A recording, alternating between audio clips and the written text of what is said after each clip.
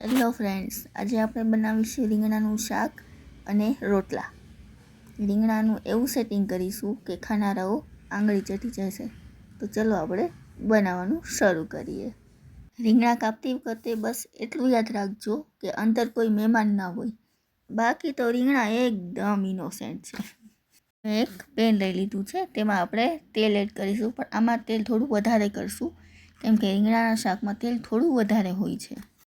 આપણું તેલ ગરમ થઈ ગયું છે. હવે આપણે લસણની ચટણી એડ કરી દઈએ. એકદમ સરસ મિક્સ કરી લેશું. ધ્યાન રાખજો બળી ના જાય. હવે આપણા શાકમાં આવશે ટમેટાની પ્યુરીનો ટ્વિસ્ટ. આ આપણું સિક્રેટ છે, કોઈને કહેતા નહીં. સરસ મિક્સ કરી લઈએ. એટલે આપણા શાકનો આત્મા. ઓછા નાખશો તો શાક પણ પૂછશે મારો સ્વાદ ક્યાં છે. તો આપણે ફટાફટ હળદર, ધાણા જીરું 2 ચમચી, 1 ચમચી કાશ્મીરી મરચું એડ કરીએ. સ્વાદ પ્રમાણે મીઠું એડ કરી દઈશું અને એકદમ સરસ મિક્સ કરી લઈએ ફટાફટ. હવે આપણે હમણાં આપણું શાક એટલે કે રીંગણા બધા એડ કરી અને એકદમ એકવાર મિક્સ કરી લેશું.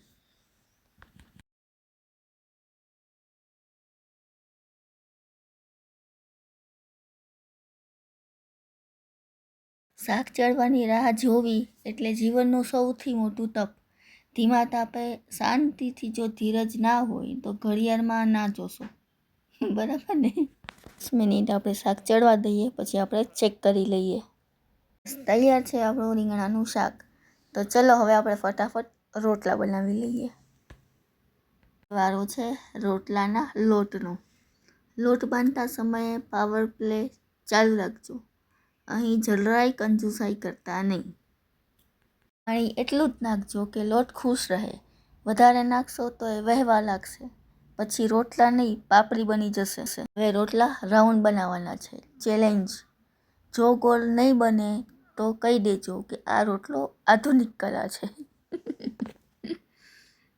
આપણે રોટલાને ધીમા તાપે શેકવાનો છે.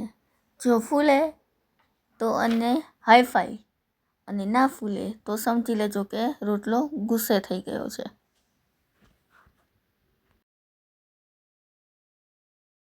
તૈયાર છે ગરમા ગરમ આપણો રોટલો. હવે આપણે એમાં એકદમ સરસ ઘી એડ કરીશું. ઘીમાં જરાય કંજુસાઈ કરવાની નથી. બરાબર ને? તૈયાર છે આપણી સ્વાદિષ્ટ થાળી. તો હવે શાક ઉપર આપણે સરસ કોથમીર ગાર્નિશ કરી લઈએ. તૈયાર છે ગરમા ગરમ રીંગણાનું શાક અને રોટલાની પરફેક્ટ જોડી. બસ હવે મોબાઈલ મૂકો અને ખાઈ જાઓ.